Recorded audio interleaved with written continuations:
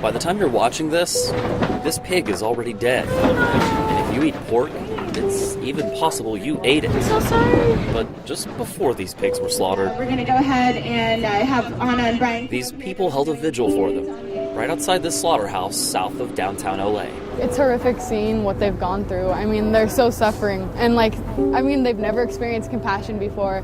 All of these people are here to show them the first kindness that they've ever experienced. Like Shelby, most of these people are vegan, a few vegetarian. But let's back up a bit. I just arrived here at the vigil. I should probably say up front that I'm not vegan, I'm not vegetarian, but I am really interested by the fact that quite a few people who have attended one of these vigils have essentially given up eating meat on the spot. Even a couple of the Vernon police officers assigned to patrol the vigils have given up meat because of what they saw out here. Really, cops going vegan. So I'm really interested to see what this vigil's like. Let's go find out. Before the vigil ever began, I couldn't help but notice the murals outside. They're very specific. And pretty quickly the trucks started rolling in, so I hurried past the water the volunteers began lining up to talk to Amy Jean Davis, who started these vigils outside Farmer John a couple years ago after seeing the success of similar vigils in Canada. I would ask people that think that you can humanely kill an animal and eat them, do they feel that same way about dogs? They're going to say no, most of them, because it's incredibly arbitrary which animals we eat and which ones we love. And as we wrapped our conversation... Hi, Moby. Yeah, that Moby, along with Joaquin Phoenix, Jane Velez Mitchell. All frequent attendees. And I feel like I'm stating the obvious, but there's something so powerful when you look into the eyes of an animal that has experienced nothing but suffering and brutality and is about to be killed. And it's a life-changing, profound experience. And it's those moments of eye-to-eye contact which brought many people to tears.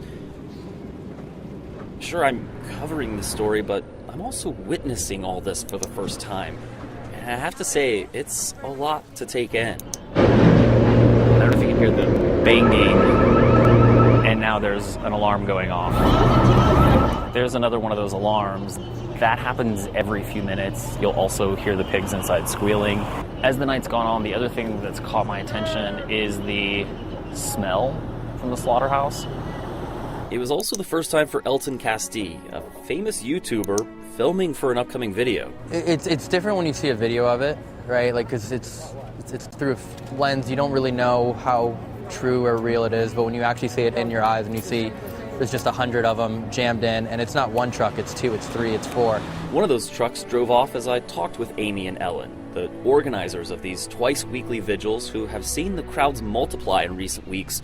Tonight, growing to nearly 300 people. To raise awareness of what is happening to these poor pigs being trucked into the slaughterhouse. Farmer John has been around since the 30s, but Smithfield bought the brand a couple years ago, just after these vigils began.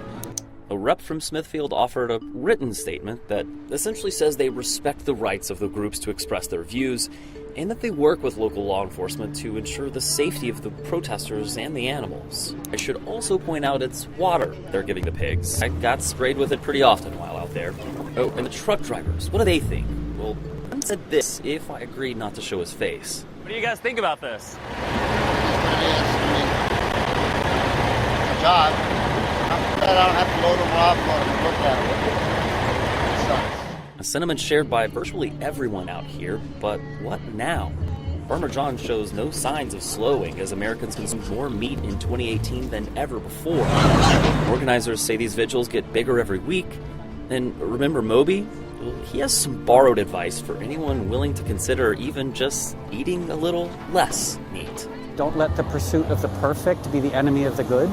If someone is watching, do the best that you can, and let your conscience guide your actions.